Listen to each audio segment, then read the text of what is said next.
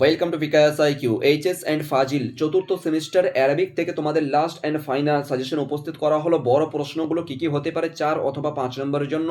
Topic হচ্ছে সৈয়দনা আলী ইবনে আবি তালিব। এইখান থেকে কি কি প্রশ্ন হবে, কেমন টাইপের হবে, সমস্ত উত্তর সহ কিন্তু তোমাদের সামনে আজকে সাজেশনমূলক একটা বিষয় উপস্থিত করেছি। তোমরা মনোযোগ সহকারে পুরো ক্লাসটা করবে এবং দেখবে।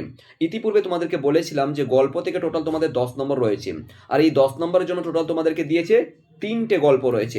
তার মধ্যে আমি তোমাদেরকে বলেছিলাম মাত্র 2টো গল্প পড়বে, দুটোর মধ্যে কিন্তু একটা না একটা কিন্তু কমন পেয়ে যাবে, কারণ অর দেওয়া কোশ্চেন থাকবে।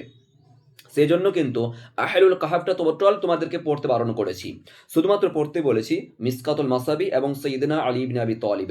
সবচেয়ে যদি শর্টকাট ফর্মুলা কোনো কিছু থাকে একটার মধ্যে একটাই, সেটা হচ্ছে সৈয়দনা আলী ইবনে আবি তালিব।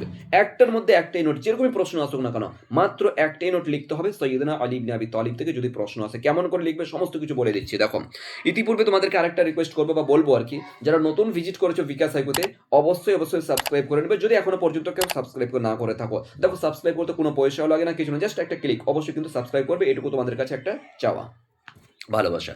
স্টার্ট করা যাক। প্রথমত দেখো, তোমাদের ইতিপূর্বে বললাম যে 10 নম্বর আছে না, এই 10 নম্বরের জন্য কিন্তু তোমাদেরকে যথেষ্ট পরিমাণে একটুখানি পড়তে হবে।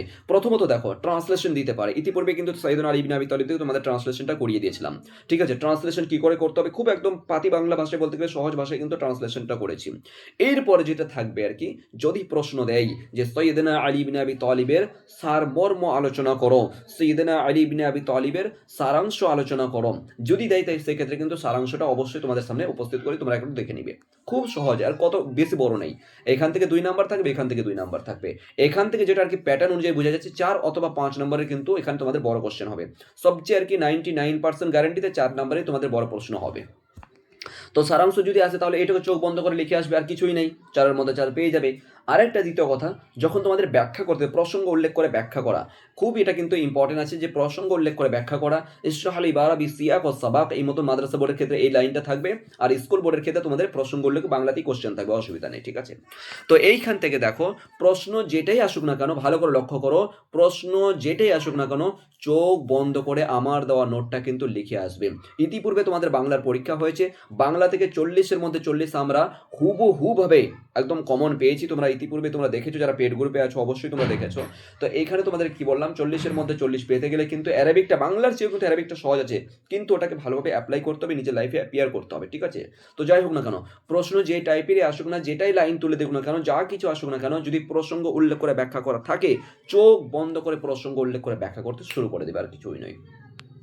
এইখানে তোমাদের সামনে একটা পয়েন্ট আমি চেঞ্জ করতে বলবো। এই দেখো, জীবন সংক্ষিপ্ত বলে যে এখানে আছে, এটাকে সিয়াক করে দিবে। ঠিক আছে, এটাকে সিয়াক করে দিবে, আর নিচেরটা সবাক করে দিবে, বা এটা প্রসঙ্গ করে দিবে, নিচেরটা ব্যাখ্যা করে দিবে। ঠিক আছে, এটা ব্যাখ্যা বলে, আর উপসংহার পয়েন্টটা থাকবে, বাস আর কিছু নাই। ঠিক আছে, চাই এগুলো তোমরা করতে পারো অথবা এগুলো করতে পারো, তবে পয়েন্ট করে দিলে সিয়াক ও সবাক যেহেতু উল্লেখ করেছে, মানে প্রসঙ্গ উল্লেখ করে ব্যাখ্যা, তাহলে এটা যদি একটু করে দাও তাহলে কিন্তু খুব ভালো হবে। ঠিক আছে, আদারওয়াইজ আর কিছু লাগবে না। যদি তোমরা এই নোট নিতে চাও তাহলে সেক্ষেত্রে কিন্তু তোমাদেরকে একটা পারিশ্রমিক মূল্য হিসেবে কিন্তু আমাদের সঙ্গে যোগাযোগ করতে হবে। যেখানে কিন্তু তোমরা দেখেছো থার্ড সেমিস্টারে আলহামদুলিল্লাহ থার্ড সেমিস্টার সবচেয়ে হাইস্ট যে কমন পেয়েছিলাম 40-এর মধ্যে 39টা আমরা এমসিকিউ কমন পেয়েছি 40-এর মধ্যে।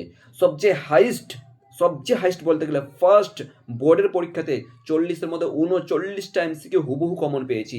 সেই সমস্ত পিডিএফগুলো, সেই সমস্ত নোটগুলো তোমরা দেখেছো। কিন্তু তোমরা এই অ্যারাবিকের জন্য তোমরা যদি যোগাযোগ করো তাহলে সেক্ষেত্রে 8100191916 এই নাম্বারে তোমরা হোয়াটসঅ্যাপ করবে, কল করো না। ঠিক আছে, 191916, ওকে, 8100191916, 8100191916 এই নাম্বারে তোমরা হোয়াটসঅ্যাপ করবে জাস্ট। ঠিক আছে, আমার অ্যারাবিকের সাজেশন লাগবে বা অন্যান্য সাবজেক্টের সাজেশন লাগবে, সমস্ত কিছু আমরা কিন্তু তখন তোমাকে গাইড করতে পারবো। ঠিক আছে, all the best, thank you so much.